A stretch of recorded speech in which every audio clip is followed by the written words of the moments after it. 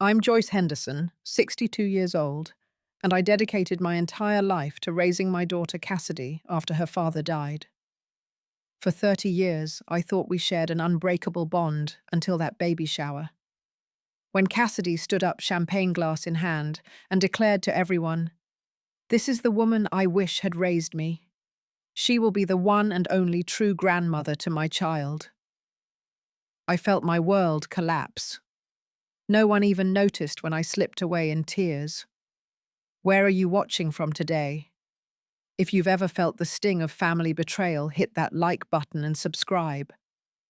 Because what arrived at my daughter's doorstep the next morning changed everything. The day Michael died was unusually sunny for April. He kissed me goodbye, ruffled our 3-year-old Cassidy's hair, and promised to be home early for her favorite spaghetti dinner. By noon, 2 police officers were at our door, with news that would shatter our lives forever. A scaffolding collapse at the construction site. No survivors. Just like that, at 26 years old, I became a widow with a toddler who wouldn't stop asking when Daddy was coming home.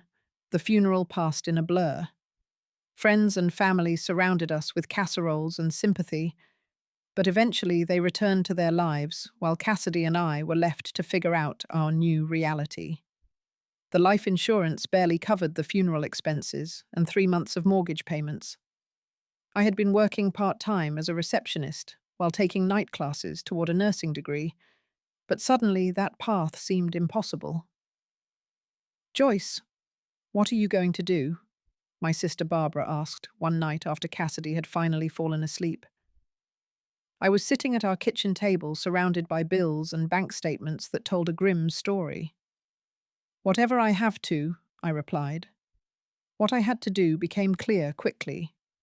We sold our modest 3-bedroom home and moved into a 2-room apartment in a less desirable part of town. I took a full-time administrative position at the local hospital and picked up weekend shifts at a diner. My dream of becoming a nurse was put on hold, but I didn't abandon it. Instead, I stretched it out, taking 1 class per semester when I could afford it, studying late into the night after Cassidy was asleep. Every decision I made revolved around providing stability for my daughter. Dating. That required time and emotional energy I simply didn't have. A social life. Limited to the occasional coffee with Barbara or my neighbor Linda, who helped with childcare in emergencies. New clothes for me. Unnecessary when Cassidy needed new shoes for her growing feet. There were countless nights I sat at our tiny kitchen table, calculating and recalculating our budget, trying to find an extra $20 for Cassidy's field trip or dance lessons. I started a change jar for emergencies and unexpected expenses, faithfully depositing every nickel and dime from my purse each evening. When Cassidy was 7, that change jar paid for a second-hand bicycle for her birthday. Despite our financial constraints, I was determined Cassidy would have opportunities. When she showed interest in ballet at age 6, I picked up an extra shift at the diner to pay for lessons. For her first recital, I worked a double shift at the hospital, rushed home to help her into her tutu, and sat in the auditorium fighting exhaustion to watch her twirl across the stage. "Did you see me, Mummy? Did you see my turns?" she asked afterward, face flushed with excitement. "I saw every single one." I assured her, not mentioning how I'd pinched my thigh hard enough to leave marks when my eyelids grew heavy. By the time Cassidy started middle school, I had finally completed my nursing degree. The pay increase was substantial, allowing us to move into a small but decent rental house with an actual yard. I still worked long hours and took night shifts when they paid more, but we were no longer living paycheck to paycheck. Those middle school years were a beautiful time in our relationship. Cassidy and I would sit at the kitchen table working side by side on her homework and my charting paperwork. On rare days off, we'd have adventure days. Nothing extravagant, just trips to free museums or hikes in nearby parks, but they were precious to us both. "We're a good team, aren't we, Mum?" 12-year-old Cassidy asked one night as we washed dishes together. "The best," I agreed, flicking soap bubbles at her and delighting in her giggle. High school brought new challenges. Cassidy was smart and ambitious, taking honors classes and joining every club that might look good on college applications. I supported her dreams, even as they sometimes stretched our resources.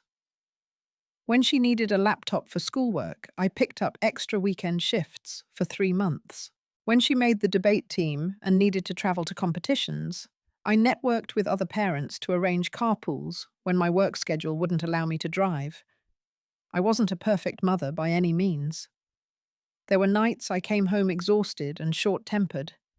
There were school events I missed because patients needed me. There were arguments about curfews and friends I didn't approve of. But through it all, there was love, solid, constant, and unwavering. Cassidy's senior year, she was awarded a substantial scholarship to State University. The night the letter arrived, we danced around the kitchen, laughing and crying with joy. The scholarship covered tuition, but not room and board. Without telling Cassidy, I took out a second mortgage on the small house I had finally been able to purchase 2 years earlier. "Mum, I could commute from home," Cassidy offered when I told her she would be living in the dorms. "No way," I insisted. "College is about more than just classes. You need the full experience." The day I dropped her off at her dorm was one of the proudest and most heartbreaking of my life. As I helped make her bed with the new comforter set we'd splurged on, I caught a glimpse of the woman she was becoming, confident, intelligent, and kind. On the drive home to my empty house, I cried from a mixture of pride and loneliness, but never once regretted the sacrifices that had brought us to this moment. During those early college years, Cassidy and I remained close. She called several times a week with updates on classes and new friends. She came home for weekends and holidays, and we would fall easily back into our routines and inside jokes. When I visited campus for Parents' Weekend, she proudly introduced me to her professors and friends. "This is my mum," she would say. "She's a nurse. She put me through school all by herself." The pride in her voice when she said those words made every double shift, every missed social opportunity, every financial sacrifice absolutely worth it. I had no idea then how dramatically things would change. The shift began almost imperceptibly during Cassidy's junior year of college. She mentioned a new study partner in her economics class, Ryan Sullivan. Within weeks, Ryan's name peppered every conversation. "Ryan thinks I should minor in business," or "Ryan's family has a lake house and his parents invited me for the weekend." By Thanksgiving, it was clear this was more than a friendship.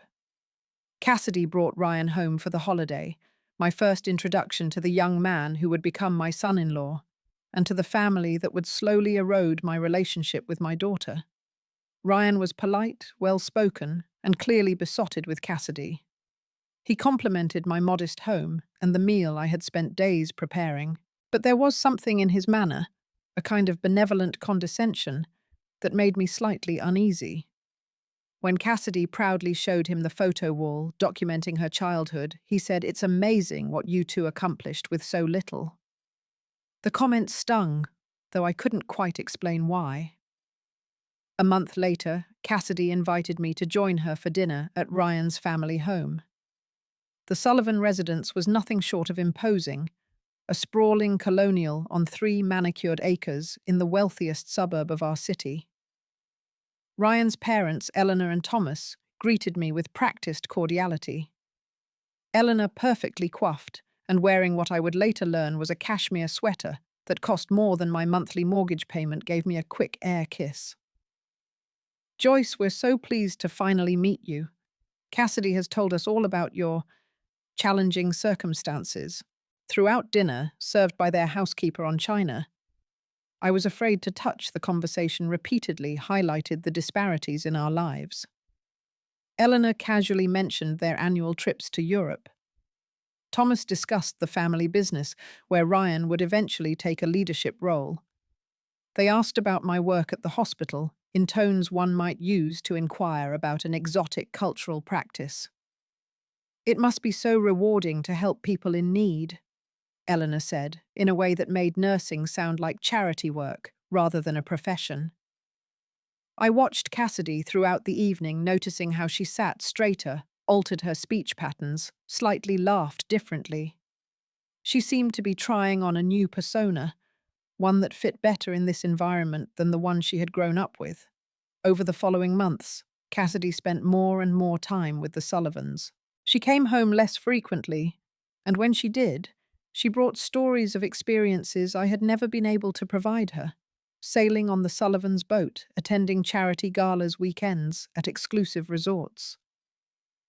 "Eleanor says I have excellent taste," she told me once, showing off a designer handbag that was just a small gift from Ryan's mother. "She's taking me to New York next month for a proper wardrobe consultation." I tried to be supportive to hide the sting of these comments, but the implication was clear. Eleanor was offering Cassidy a glimpse into a world I had never been able to access, and my daughter was entranced by it. The comparisons became more direct over time.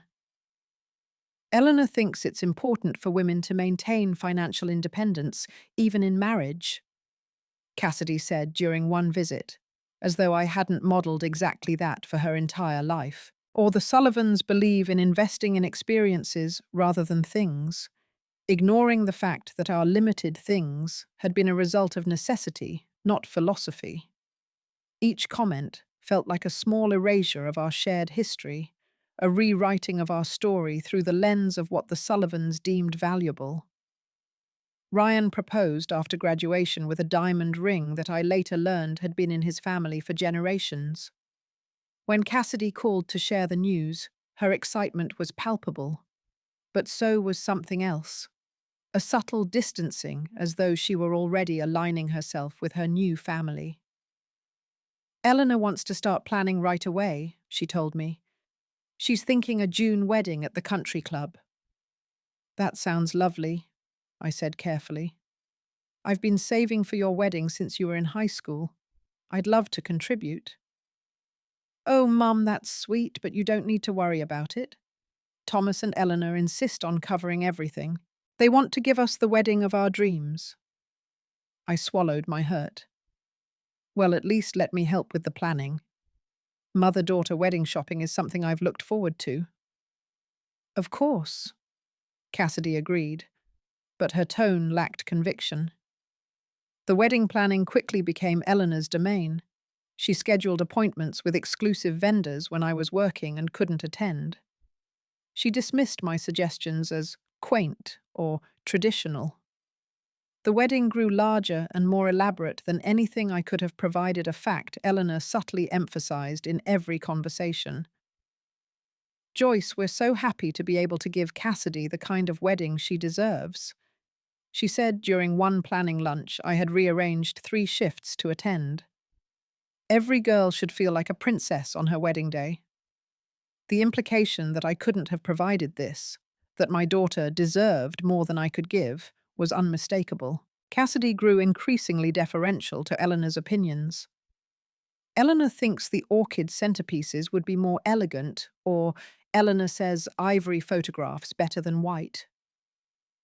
When I finally managed to take a day off to go dress shopping with them, I watched Eleanor guide Cassidy toward gowns that cost more than my car.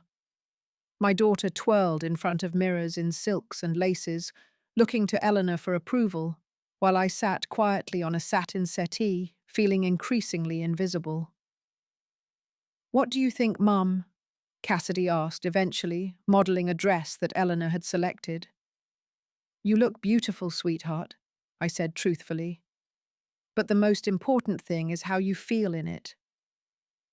"Eleanor says this silhouette is perfect for my figure," Cassidy replied, effectively dismissing my input. I contributed what I could to the wedding, my savings of $15,000, which barely covered the flowers. The check was acknowledged with a polite note from Eleanor, but no recognition was given at the rehearsal dinner or in the wedding program. Meanwhile, the Sullivans were repeatedly thanked for their generosity. As the wedding approached, I found myself wondering how I had become a supporting character in my own daughter's life story, and when Eleanor had become the leading lady. The June wedding was like something from a glossy magazine: cascades of white roses, crystal chandeliers, a 10-piece orchestra. I wore a pale blue dress I had saved for months to purchase only to feel woefully underdressed next to Eleanor in her couture ensemble and statement jewelry. "You look comfortable," she commented when we crossed paths before the ceremony, her gaze traveling over my modest outfit with barely concealed pity. I had been looking forward to helping Cassidy prepare on her wedding morning, a special mother-daughter moment I had imagined for years. But when I arrived at the bridal suite, Eleanor was already directing a team of stylists, while Cassidy sat surrounded by bridesmaids I barely knew. "Mum, you're here," Cassidy said, rising to hug me. "Eleanor arranged everything. Isn't it amazing?" I nodded, noticing Eleanor's slight frown at the interruption of her orchestrated scene. "Cassidy, darling, we need to finish your hair," she said, effectively cutting our moment short. Throughout the day, I found myself constantly sidelined. The photographer positioned Eleanor prominently in family photos while placing me on the periphery. During the reception, I was seated at a table far from the wedding party, while Eleanor and Thomas flanked the newlyweds at the head table. Most painfully, the traditional mother-son and father-daughter dances were followed by an unexpected addition: Ryan dancing with Eleanor, while the MC announced, "And now the groom would like to honor his mother, who has been such an inspiration to the bride as well." I watched from the sidelines as Eleanor beamed, accepting this public acknowledgement of her role in Cassidy's life. When I finally got my mother-daughter dance, it felt rushed, an obligatory afterthought. "Are you having a good time, Mum?" Cassidy asked as we moved awkwardly around the floor. "It's a beautiful wedding," I replied, not quite answering her question. "You look so happy." "I am. Everything is perfect." She glanced over my shoulder toward Eleanor, who was watching us with a satisfied smile. After the wedding, Cassidy and Ryan moved into a beautiful starter home, a gift from his parents who had covered the down payment. My housewarming gift of homemade curtains and a quilt I had spent months making was received with polite thanks, but quickly relegated to a guest room. The home was decorated in Eleanor's preferred style: minimalist, expensive, and nothing like the warm, eclectic spaces Cassidy had always loved. My invitations to dinner became less frequent. When I did visit, conversation inevitably included references to Eleanor's advice or opinions. "Eleanor says this paint color creates a better energy flow," or "Eleanor introduced us to the most amazing interior designer." I noticed Cassidy adopting Eleanor's mannerisms: her way of holding a wine glass, her slight head tilt when listening, even her dismissive when she disagreed with something. It was as though my daughter was slowly transforming into a version of herself that would better fit into the Sullivan world. When Cassidy called to tell me she was pregnant, I was overjoyed. A grandchild, something I had dreamed of. But my joy dimmed when she casually mentioned, "We told Eleanor and Thomas last weekend at their place. Eleanor already has the nursery planned. She's so excited to be a grandmother." I realized with a pang that I hadn't been included in this important moment, that Eleanor had known my daughter was pregnant before I did. Still, I pushed aside my hurt and focused on Cassidy's happiness. "I'm so thrilled for you, sweetheart. You're going to be an amazing mother." "Eleanor says I have all the right instincts," Cassidy replied, as if her mother-in-law's endorsement validated what I had known about my daughter all along. As the pregnancy progressed, I offered to host a baby shower, envisioning a warm gathering of friends and family celebrating this new life. "Oh, that's sweet, Mum, but Eleanor's already planning something at the country club. She's got connections with the best caterer in the city." I swallowed my disappointment. "Well, I'd love to help in any way I can." "Of course," Cassidy said, but we both knew Eleanor would never cede control of any aspect of the event. The growing distance between us was painful, but I continued to reach out, to show up, to love my daughter unconditionally. I believed that eventually the pendulum would swing back, that Cassidy would remember our bond and recognize that while Eleanor could offer material advantages, no one could replace a mother's love. I had no idea how wrong I was, or how publicly my daughter would repudiate our relationship. The baby shower at Lakeside Country Club was an extravaganza that resembled a wedding reception more than a traditional shower. 80 guests mingled under a tent decorated with elaborate floral arrangements and custom banners announcing baby boy Sullivan coming soon. A champagne fountain bubbled beside a tower of pastel-colored macarons. A string quartet played softly in the corner. I arrived early, dressed in my newest outfit, a peach-colored dress and jacket I had splurged on for the occasion. Eleanor greeted me at the entrance, resplendent in designer wear, a perfect French twist and diamond earrings that caught the light. "Joyce, so glad you could make it," she said, air-kissing near my cheek. "We've seated you at table 7 with some of Ryan's extended family. I'm sure you'll have plenty to chat about." I nodded, hiding my disappointment at being separated from Cassidy and the immediate family. My gift, a handmade baby blanket I had spent months crocheting and a silver rattle I had saved up to purchase, seemed inadequate next to the mountain of elaborately wrapped packages already accumulating on a designated table. As guests arrived, I found myself increasingly isolated. The women at my table were polite, but distant, clearly uncertain about my place in the hierarchy of this gathering. I watched from afar as Cassidy, radiant in a pale blue maternity dress that Eleanor had selected, circulated among guests with Ryan at her side. Melissa, Ryan's younger sister, stopped by my table briefly. Unlike the rest of the Sullivan family, she had always been genuinely warm toward me. "How are you holding up?" she asked quietly, taking the empty seat beside me. "I'm fine," I assured her, though the tightness in my chest suggested otherwise. Melissa squeezed my hand. "This is all a bit much, isn't it? Mum's gone completely overboard as usual." I managed a small smile. "It's a beautiful party." "It's a production," Melissa corrected with a roll of her eyes. "I'm sorry you're stuck all the way over here. I told Mum it was ridiculous not to have you at the main table." Her kindness nearly undid me. "Thank you for that. I appreciate it more than you know." After lunch was served, Eleanor stood and tapped her crystal glass with a silver spoon. The room quieted immediately. "Before we move on to opening gifts, I believe my beautiful daughter-in-law would like to say a few words."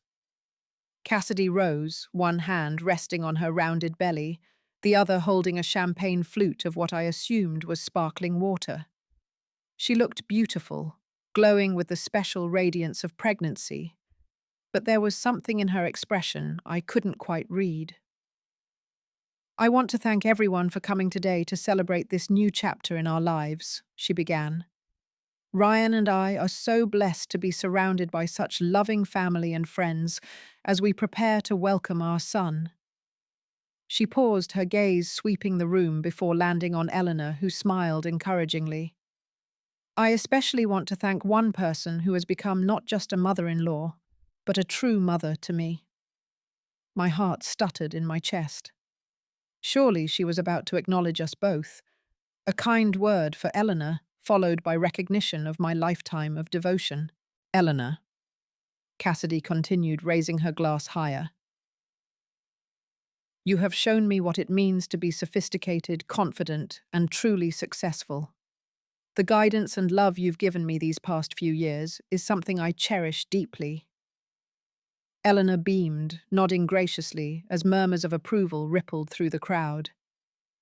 "I never knew what I was missing until I met you." Cassidy went on, her voice growing stronger.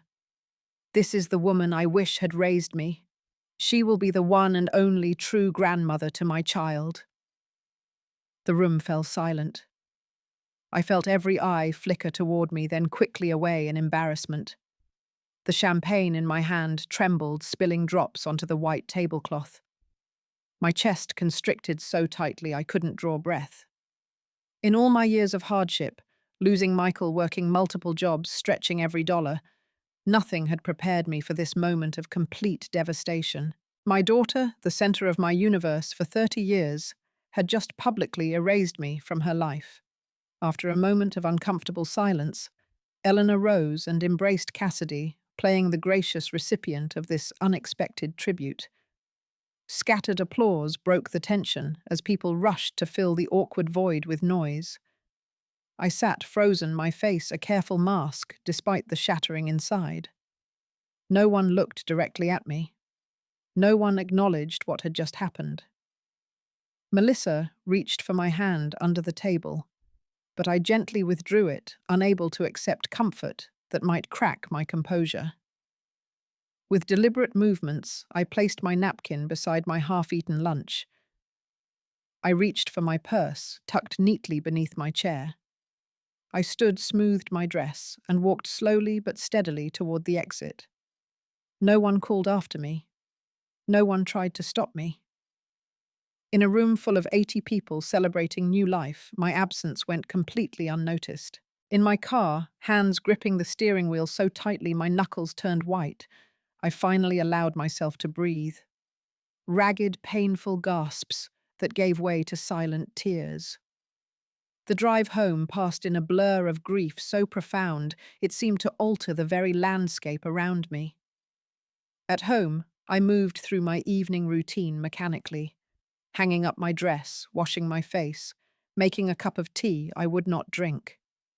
In the quiet of my living room, surrounded by photos of Cassidy growing up, photos that documented a life she had just publicly repudiated, reality finally crashed through my careful composure.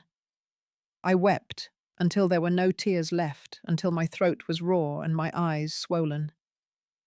Then, as midnight approached, a strange calm descended. I moved to my desk and began to pull out albums, documents, letters, the physical evidence of our shared history, our true story. By dawn, I had made my decision. It was time for Cassidy to face the truth she had so casually discarded. The morning after the baby shower, I rose early despite having barely slept. My eyes were puffy from crying, but my mind was clear. I gathered the items I had selected during my night of reflection and placed them carefully in several boxes. First, the photo albums, chronologically documenting Cassidy's childhood. Pictures of her first steps while I held out encouraging arms. Her kindergarten graduation, where I sat in the front row after working a night shift, fighting exhaustion to witness her moment of pride. The science fair, where her project on plant growth won first place, a project we had worked on together at our kitchen table night after night. Next, the financial records, bank statements showing the second mortgage I had taken out to fund her college expenses. Pay stubs from my weekend job at the diner. The savings account I had diligently built for her wedding. Medical bills from when she had pneumonia at age 7, and I had taken unpaid leave to care for her. Then the letters and cards. Mother's Day cards made with crayon and construction paper. A letter from 12-year-old Cassidy. Mum, you're my hero. When I grow up, I want to be strong like you. Notes from her college years. Thanks for believing in me, Mum. I couldn't have done this without you. Finally, my journals. Years of entries documenting not just the struggles, but the profound joy of raising her. My fears when money was tight, my pride in her accomplishments, my unwavering love through every stage of her life. I wrote a simple note to accompany these artifacts. Since you wish Eleanor had raised you, I thought you should know who actually did. At 8 a.m., I called a local courier service and arranged for the boxes to be delivered to Cassidy and Ryan's home. The cost was exorbitant for same-day delivery, but it didn't matter. This was perhaps the most important package I would ever send. Once the boxes were gone, I turned off my phone, packed a small suitcase, and drove to Barbara's lakeside cabin 2 hours away. I had a key and knew she rarely used the place during the week. I needed space and time to process my grief, to decide what came next in a life that suddenly felt untethered. The cabin was rustic, but comfortable, overlooking a small, peaceful lake. I dropped my bag inside and walked immediately to the dock, sitting at its edge, with my feet dangling above the clear water. The serenity of the scene contrasted sharply with the turmoil inside me. Barbara called the cabin's landline that evening, having checked my house when I didn't answer my cell. "Joyce, are you okay?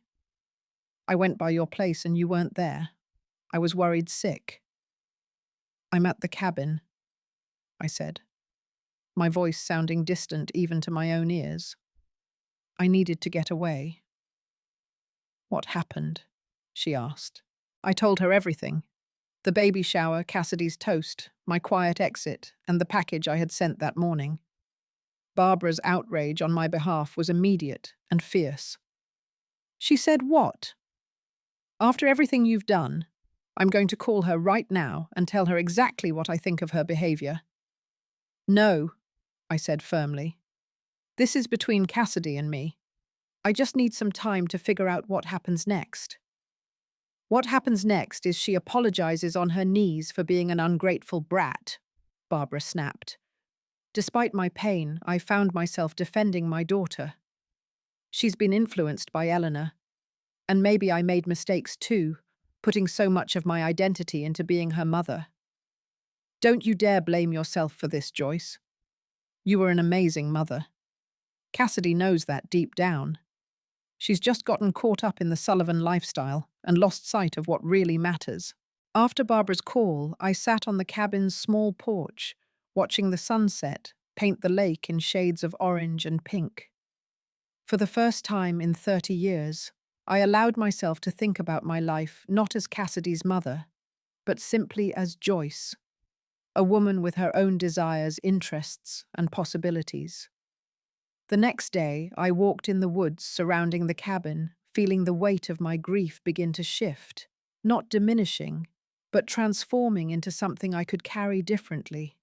By the third day, I began to consider practical matters, what boundaries I would need to establish going forward, how I would protect myself while leaving the door open for reconciliation, if Cassidy ever recognized the pain she had caused. I checked my phone briefly on the fourth day, finding dozens of missed calls and texts from Cassidy, Ryan, even Melissa. There was a voicemail from Ryan. His voice concerned, "Joyce, please call us back. Cassidy's a mess. Those boxes you sent, she had no idea. Please, just talk to her." I turned the phone off again. I wasn't ready. The wound was still too fresh, the betrayal too profound. I needed to approach any conversation from a place of strength, not desperation. By the end of the week, I had made several decisions. I would return home. I would continue to love my daughter unconditionally, but I would no longer accept being treated as an afterthought in her life. If we were to have a relationship moving forward, it would need to be based on mutual respect. As I packed the car to head home, I felt a curious lightness. The pain was still there, but alongside it was something unexpected, a sense of possibility. For 3 decades, my primary identity had been Cassidy's mother. Perhaps it was time to discover who else Joyce Henderson might be. I returned home to find my front porch covered with flowers, notes, and small gifts. Cassidy had clearly been there multiple times during my absence. Among the items was a letter written on expensive stationery tear stains, blurring some of the words. I placed everything inside but didn't read the letter. I wasn't ready yet. Instead, I unpacked, did laundry, and caught up on mail, ordinary tasks that helped ground me in the normalcy I desperately needed. The doorbell rang the next morning as I was having coffee. Through the peephole, I could see Cassidy, hair uncombed, eyes swollen, wearing sweatpants that Eleanor would surely disapprove of. For a moment, I hesitated, my hand on the doorknob. Then I opened the door. We stood looking at each other, the weight of unspoken words hanging between us. Cassidy's face crumpled. "Mum," she whispered the single syllable carrying a world of emotion. I didn't rush to comfort her as I would have in the past. Instead, I stepped back, opening the door wider. "Come in, Cassidy." She entered hesitantly as though unsure of her welcome in the home where she had grown up. We moved to the living room, sitting on opposite ends of the sofa, close enough for conversation, but with space that symbolized the new distance between us. "You got the boxes?" I said. It wasn't a question. Cassidy nodded, tears spilling down her cheeks. "Mum, I had no idea about so many of those things. The second mortgage for my college, the extra jobs. I never knew how much you sacrificed." "You weren't supposed to know," I replied quietly. "That's what parents do. They shield their children from the hardships. But I should have realized. I should have seen." Her hands twisted together in her lap. "Those photos of you at my recitals and games, you looked so tired in some of them. Now I understand why." I waited, letting her continue without interruption. "The letters I wrote you," she said, her voice breaking. "I meant every word back then. I don't know how I could have forgotten." "What happened, Cassidy?" I finally asked. "When did I become someone you wished hadn't raised you?" She flinched at the direct question. I didn't mean it the way it sounded. "You said Eleanor would be the one and only true grandmother to your child. My grandchild." The pain was fresh again, sharp and immediate. How else was I supposed to interpret that? Cassidy looked down, unable to meet my eyes. "It was wrong, inexcusable. I got caught up in everything. The Sullivans, their lifestyle. The way Eleanor always makes everything seem so perfect." "Perfect isn't real, Cassidy. I thought I had taught you that." "You did," she admitted. "But then I met Ryan, and suddenly there was this whole other world where people didn't worry about bills or work extra shifts, where vacations meant Europe, not camping at the state park, where everything was polished and impressive. And I wasn't," I concluded. "I wasn't polished or impressive enough for your new life." "No," Cassidy exclaimed, then faltered. "Maybe. I don't know. Eleanor has a way of making you feel like you're not quite good enough unless you do things her way. She never directly criticized you, but she would say things like, 'I'm sure your mother did her best with what she had.' Or she would correct my table manners or the way I dressed, implying that I hadn't been properly taught. And instead of defending me, defending us and our life together, you started believing her." Cassidy's tears flowed freely now. "I was trying so hard to fit in with Ryan's family, to prove I belonged in their world. And somewhere along the way, I started to believe that their way was better, that I would have been better off if I'd had what Ryan had growing up." "Money," I said flatly. "You wish you'd had money. Not just money. Connections, opportunities, the kind of confidence that comes from knowing you've always had everything you needed and wanted." "I see."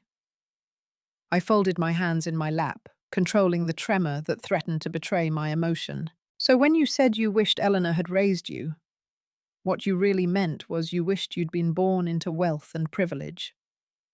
Cassidy didn't answer immediately. When she did, her voice was small. "I think I was trying to please her, to finally earn her complete approval.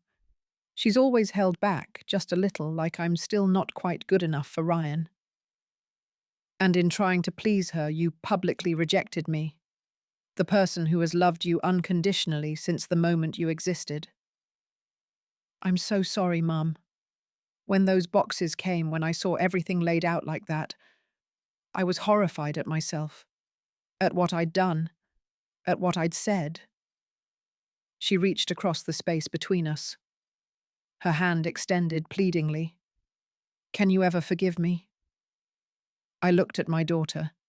This person I had carried in my body, raised with every ounce of love and energy I possessed, sacrificed for without hesitation. She had wounded me more deeply than I had thought possible, and yet I still loved her. Forgiveness isn't the issue, Cassidy. I will always forgive you because I will always love you. But trust is different. You broke something between us, and I don't know if it can be repaired exactly as it was. What can I do? She asked desperately. I don't have an easy answer. This isn't something that can be fixed with a simple apology, no matter how sincere. We need time, and I think we need help, professional help, to navigate this. Cassidy nodded, wiping her tears. I'll do anything. Therapy, counseling, whatever it takes. I don't want to lose you, Mum. You haven't lost me, I assured her. But our relationship has to change. I need to be respected, not just tolerated. I need to be a valued part of your life and my grandchild's life, not an embarrassing footnote. You will be, she promised. And Eleanor, I see now how she's been manipulating me, making me doubt myself and my background. Ryan sees it too. He was furious when he found out what happened at the shower. This isn't about choosing between me and Eleanor, I said firmly. That's not what I want. This is about you recognizing your own worth, independent of the Sullivans' approval, and about you understanding that love isn't measured in material advantages. Cassidy nodded slowly. I think I lost sight of who I really am, of what really matters. Then that's where we start, I said, finally reaching out to take her hand. With you remembering who you are, and me figuring out who I am beyond just being your mother. As Cassidy left that day, our relationship was far from healed. But a door had been opened, a possibility of something new, something that honored our history, while acknowledging that we had both changed. The path forward wouldn't be simple or straightforward, but for the first time since the baby shower, I believed there would be a path forward. 3 months after our confrontation, my life had transformed in ways I hadn't anticipated. I had joined an art class at the community center, discovering a talent for watercolors that surprised us both. I volunteered at a literacy program teaching adults to read. I even went on my first real date in decades, coffee with a kind-eyed widower named Daniel, who taught history at the local college. These new dimensions of my life weren't replacements for my relationship with Cassidy, but additions to it, pieces of an identity I had neglected while focusing so completely on motherhood. Meanwhile, Cassidy and I attended counseling sessions together twice a month. The therapist, Dr. Lewis, helped us navigate difficult conversations about expectations, boundaries, and forgiveness. Progress wasn't linear. Some sessions ended in tears, others in tentative hope. You both need to grieve, Dr. Lewis explained during one particularly difficult session. Joyce is grieving the loss of the relationship she thought she had, and Cassidy is grieving the fantasy that Eleanor represented. Only after that grief can you build something authentic. Eleanor's reaction to our renewed relationship was predictably negative. According to Cassidy, she had been disappointed to learn about the counseling, suggesting it was unnecessary drama that might stress Cassidy during her pregnancy. She offered to pay for a different therapist, Cassidy told me with a small, sad smile. One who specializes in family harmony, which I'm pretty sure means someone who would tell me to just smooth things over and go back to the way things were. What did you say? I asked. I told her that true family harmony comes from honest communication, not pretending problems don't exist. There was pride in Cassidy's voice, pride in standing her ground. Ryan had proven to be an unexpected ally.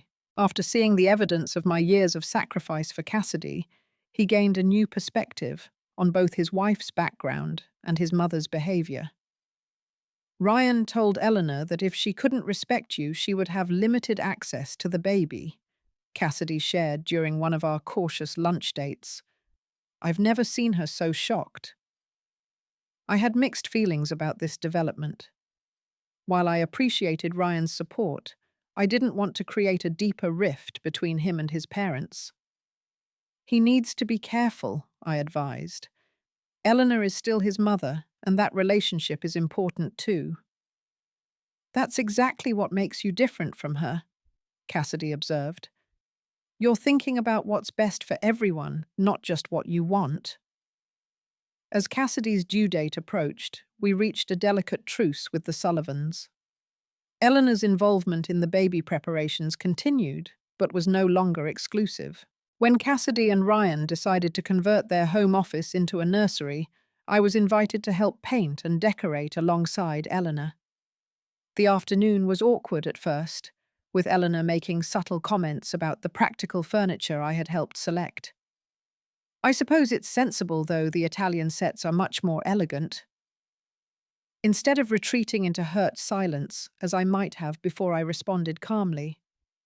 Practical is important when you're sleep-deprived and navigating midnight diaper changes. Beauty can come later. To my surprise, Ryan backed me up.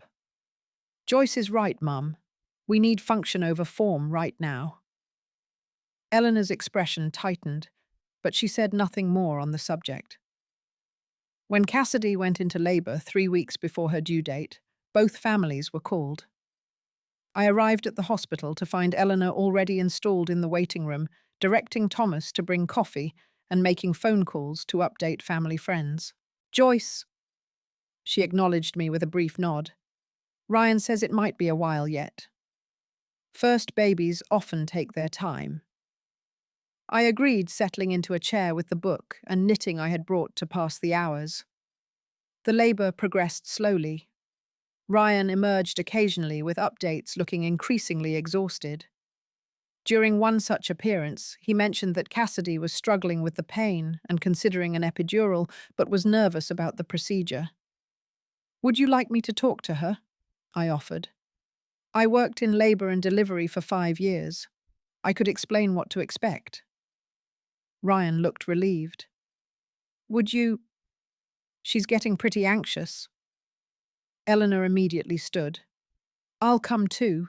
Cassidy needs all the support she can get. In the labor room, Cassidy lay sweating and pale, gripping the bedrail during a contraction. When it passed, she looked up to see us both entering. Mum, she said, reaching for my hand. It hurts so much. I sat beside her, smoothing damp hair from her forehead. I know, sweetheart. Ryan says you're thinking about an epidural. She nodded. But I'm scared. What if something goes wrong? I explained the procedure, simply highlighting the benefits while acknowledging the minimal risks. I've seen hundreds of women get enormous relief from an epidural. It doesn't make you any less strong to choose pain management. Eleanor, standing at the foot of the bed, interjected. In my day, we did it naturally. No drugs, no interventions. That's how women have been giving birth for thousands of years. I felt Cassidy tense beside me. Before I could respond, Ryan spoke up from the doorway. Mom, that's not helpful right now. Cassidy needs to make the choice that's right for her. Eleanor's mouth tightened, but she stepped back. Of course. I'm only offering perspective. Cassidy looked at me, uncertainty in her eyes. What would you do? I would make the choice that felt right for me in the moment, not based on anyone else's expectations. I told her honestly. Birth isn't a competition or a performance. It's about bringing your baby safely into the world. She nodded, decision made. I want the epidural. When the anesthesiologist arrived, Eleanor excused herself to make more phone calls. I stayed holding Cassidy's hand through the procedure, breathing with her through contractions, offering quiet encouragement. Hours later, as midnight approached, the moment finally arrived. Cassidy, more comfortable after the epidural, was fully dilated and ready to push. The doctor allowed 2 people in the room besides Ryan. Without hesitation, Cassidy asked for me. And Eleanor too. she added, looking at Ryan. She should be here.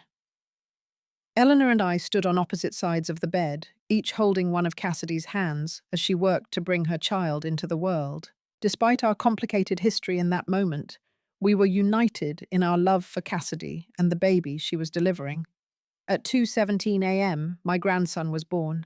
7 pounds 3 ounces of perfection, with a shock of dark hair and a powerful set of lungs. As the nurse placed him on Cassidy's chest, I felt tears streaming down my face, mirrored by similar emotion on Eleanor's normally composed features. "He's beautiful," Eleanor whispered. "Perfect," I agreed. Cassidy looked up at us both, exhausted but radiant. "This is Michael Thomas Sullivan," she announced, naming the baby after both his grandfathers. "And he's so lucky to have 2 grandmothers who love him." In that moment, something shifted between Eleanor and me, not friendship, certainly, but a recognition of our shared role in this new life. She met my eyes briefly and gave a small nod, an acknowledgement of what we both understood. Our grandson deserved to be surrounded by love, not discord. The weeks following Michael's birth brought new challenges and joys. Cassidy struggled with breastfeeding and postpartum anxiety. Eleanor arrived with expensive baby equipment and advice that often contradicted what I suggested based on my nursing experience. But instead of the previous pattern of Cassidy automatically deferring to Eleanor, she now evaluated both perspectives and made her own decisions. When Michael was 6 weeks old, Cassidy and Ryan held a small naming ceremony at their home. Family and close friends gathered in their backyard, where a canopy had been erected over rows of chairs. Michael, dressed in a family christening gown that had belonged to Ryan, slept peacefully in his father's arms as the ceremony began. After the minister's blessing, Cassidy stepped forward, taking the microphone. Her posture was different than at the baby shower, more grounded, more authentic. "Ryan and I want to thank everyone for coming today to welcome Michael officially into our family," she began. "We're so grateful for the love and support we've received from all of you." She took a deep breath, her eyes finding mine in the small crowd. "I especially want to thank my mother, Joyce. Mum, you taught me everything I know about unconditional love. The kind of love that persists through mistakes and misunderstandings, that forgives even when it's difficult." Eleanor, seated in the front row, shifted slightly, but maintained her composed expression. "I hope to be the kind of mother to Michael that you were to me, patient, selfless, and unwavering in your support," Cassidy continued. "I know I haven't always shown the appreciation you deserve, but I want you to know that everything I am, everything good in me, comes from you." Tears blurred my vision as Cassidy handed the microphone to Ryan, who added his own heartfelt thanks to both families. As the formal ceremony concluded and guests moved toward the refreshment tables, Cassidy made her way to where I stood. "Did you mean it?" I asked quietly as she embraced me. "Every word," she assured me. "I lost my way for a while, but I know where I come from now, who I come from." Over her shoulder, I saw Eleanor watching us, her expression unreadable.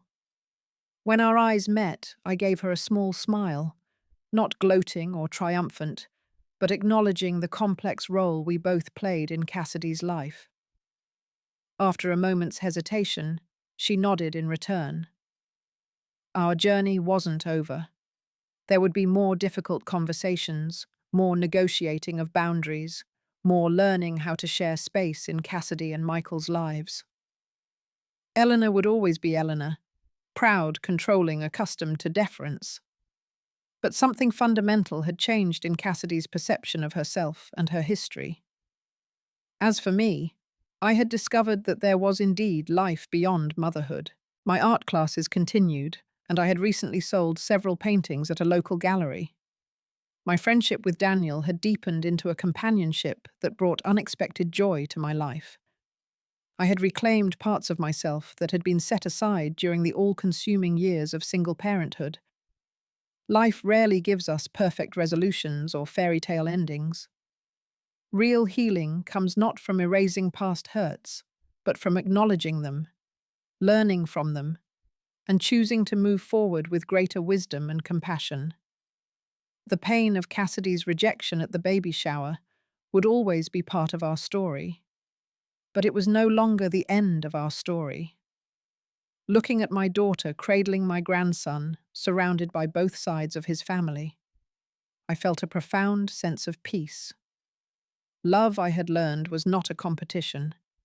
There was room in Cassidy's heart for both Eleanor and me, just as there was room in Michael's world for two very different grandmothers who would love him in their own ways. And there was room in my life for both the mother I had been and the woman I was still discovering. Have you ever experienced a painful rejection from someone you love? How did you find your way back to each other? Or did you share your story in the comments below? If this journey of healing and forgiveness resonated with you, please hit the like button and subscribe to our channel for more real-life stories that remind us we're never alone in our struggles. And if you know someone who might be healing from family hurt, share this video with them as a reminder that even the deepest wounds can become pathways to new understanding. Thank you for being part of this community, where we can share our truths and support each other through life's most challenging moments.